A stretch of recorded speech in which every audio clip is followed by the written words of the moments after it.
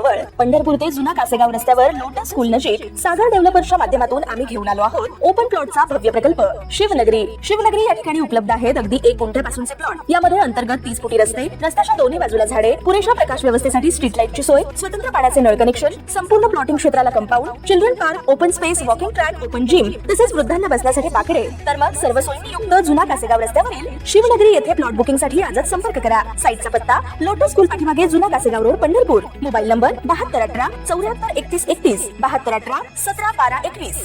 महापालिका निवडणुकीच्या निकालानंतर भाजपने जिल्हा परिषदांच्या निवडणुकीला जोरदार तयारी सुरू केली आहे। काही जिल्ह्यात भाजप आणि शिंदे गटाच्या युतीची घोषणा होऊ लागली आहे, तर काही ठिकाणी भाजप आणि शिंदे गट स्वबळावर लढण्याची चिन्हे दिसत आहेत।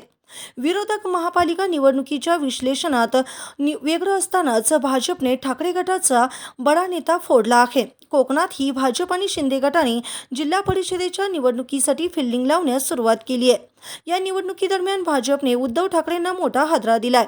माजी गृहराज्यमंत्री तथा महाडचे माजी आमदार प्रभाकर मोरे यांचे पुत्र अमित मोरे यांनी भाजपमध्ये प्रवेश केला आहे। अमित मोरे यांच्या रूपाने भाजपने रायगडच्या महाडमध्ये शिवसेना ठाकरे गटाला मोठा धक्का बसला आहे। भाजपचे रायगड जिल्हाध्यक्ष खासदार धैर्यशील पाटील यांच्या उपस्थितीत पक्षप्रवेशाचा सोहळा पार पडला। अमित मोरे हे महाडच्या विनेरे जिल्हा परिषद मतदारसंघाचे माजी सदस्य आहेत।